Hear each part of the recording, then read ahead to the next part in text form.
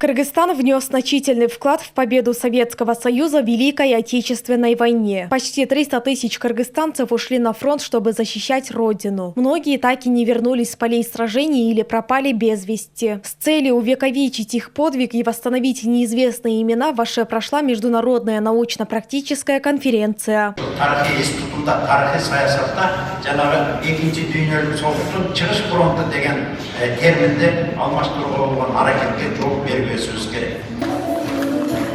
В конференции приняли участие историки из Кыргызстана и соседних стран, представители Министерства обороны и Организации договора о коллективной безопасности. На мероприятии было подчеркнуто, что героизм солдат на фронте и трудовые подвиги в тылу навсегда останутся в истории.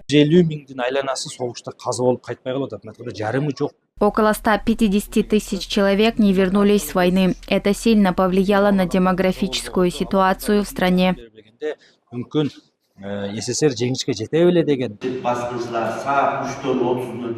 Ошский государственный университет совместно с Министерством обороны продолжает исследовать данные о количестве мобилизованных из Кыргызстана, наградах и судьбах пропавших солдат. До сих пор эти цифры остаются спорными и уточняются.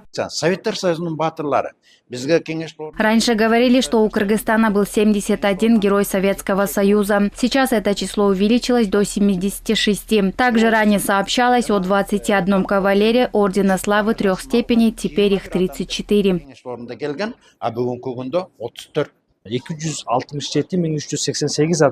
Мы уточнили, что на войну ушли 267 388 человек. Более 140 тысяч числятся пропавшими без вести. Около 76 тысяч вернулись домой. Раньше приводились совсем другие цифры.